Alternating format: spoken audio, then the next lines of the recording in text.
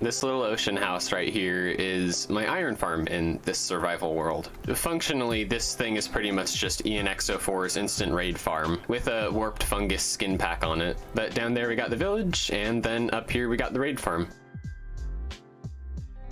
A lot of people use FreeCam mod to fly around and look at stuff. I just cheat and go into spectator mode. So the story for this farm is I have a bunch of weird restrictions in this world.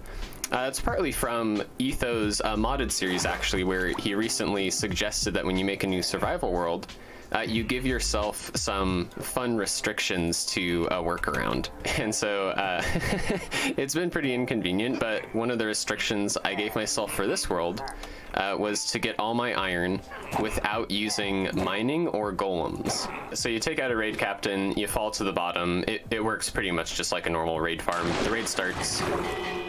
I think I made a pretty nice house for the little villager buddies down there. I think the worst part of their lives is they just have to hear the bell when I use the farm. And then back up top, all the pillagers spawn right there. And then I found that to get a stack of iron, I usually have to run the farm for about 20 minutes. While the waves load in, I'll usually use that time to kind of like purge all the items I know I don't want to keep.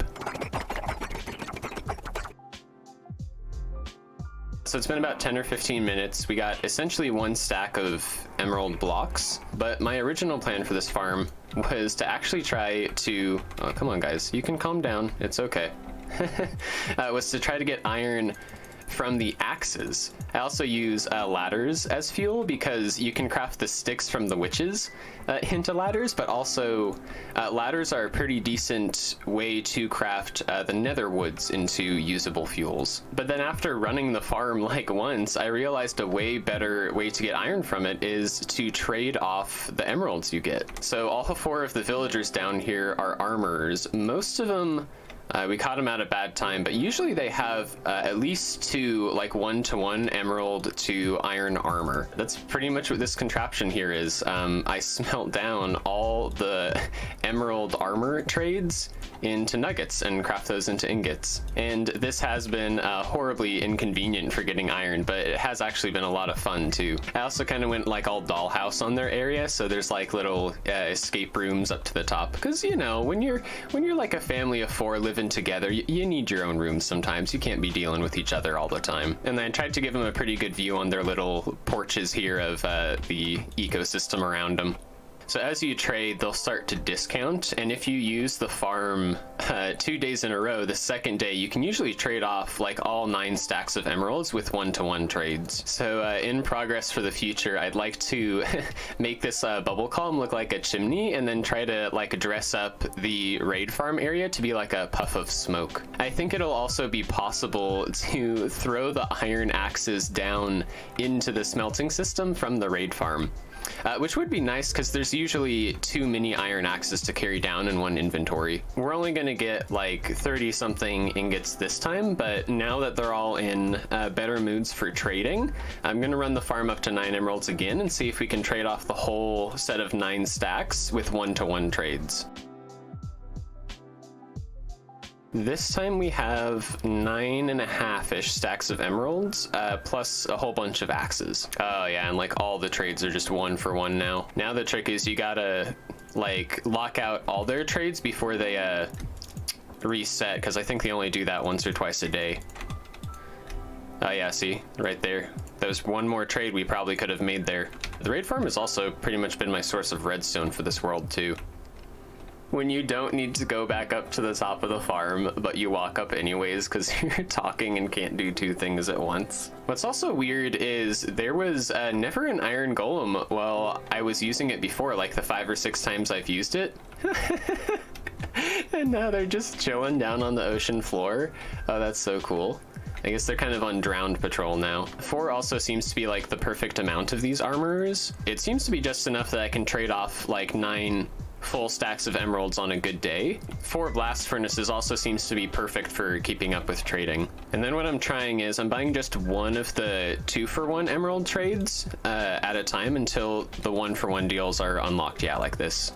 And I did optimize these villagers, so to speak. I reset their initial 2 trades until they were iron boots and helmets, because those are both 2 trades that have the potential to go down to 1 for 1 without zombification. All right, cool. The main homie just reset. And then about halfway through each trading session, I gotta go through and like empty and restock the furnaces.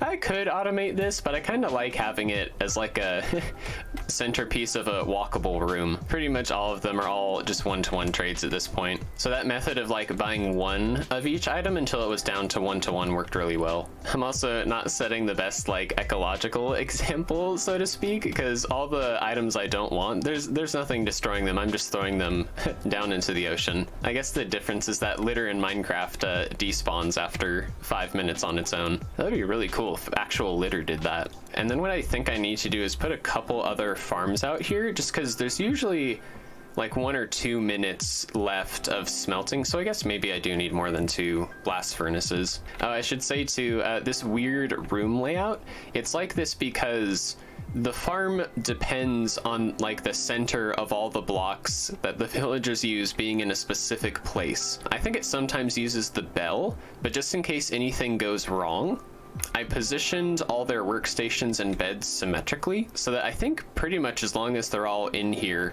where that bell is will always be used for like the center of the raid starting. And then I haven't had any problems with raid mobs showing up here. I've had more problems with drowns than anything else. That's partly why there's a bunch of shroom lights down there. But I think even if like 1 or 2 of these points of interest failed, like the centroid of their positions would still pretty much be right here. Yeah, okay, we did it. We got more than a stack. We got 64 and 5 iron ingots.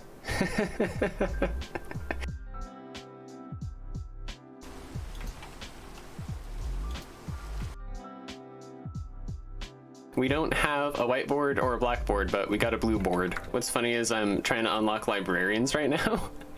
So I really needed a lot of emeralds more than iron, but I wanted to demo the farm more. And just so like what's going on is super clear, here's like the whole crafting farm process. So we run the raid farm, we get emeralds, axes, and sticks. The emeralds we trade for armor with our armorers, and then that and the axes we smelt down to nuggets, which we craft into ingots. Additionally, the sticks we turn into ladders, which we use as fuel. We don't get enough sticks to smelt all the iron stuff. So in addition to that, I craft down some of the fungus wood into ladders as well. Be interested to know if ladders is like the optimal crafting method for using fungus wood as fuel. Just a novelty way to make iron. That's all I got this time. My name's Chris. Thanks for watching.